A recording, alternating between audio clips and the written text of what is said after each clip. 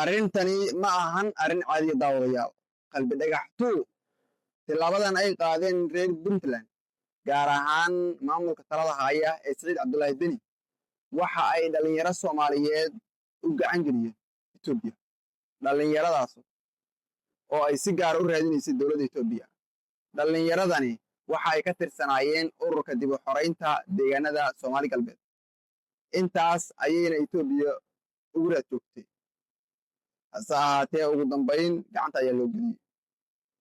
Maamulka Siciid Cabdullaahi Deni ayaa waxay marmarsiyo ka dhiganayaan dhalinyaradan inay tahriibayaal ahaayeen oo ay badbaadiyeen. hase ahaatee dhalinyaradani looma gacan gelin ciddii xaqa u lahayd, ilaa haddana ma gaarin eheladoodii. Si toosa waxaa loogu wareejiyey loona dhiibay dowladda Itoobiya, waxaana laga dejiyey Addis Ababa oo ah caasimadda dowladda Itoobiya. Sida muuqata waxaa waxba kama jiraan marmarsiyaha ay adeegsadeen hoggaanka maamulka Puntland ee ugu horeeyo Siciid Cabdullaahi Deni, sababta oo ah Garowe iyo Boosaaso waxaa dhooban xabashi tahriib iyo shaqo joogta.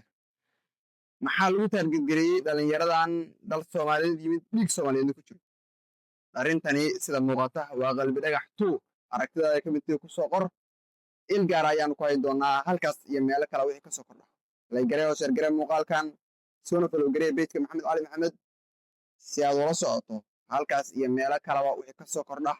Waa anigoo ah Maxamed Cali Maxamed.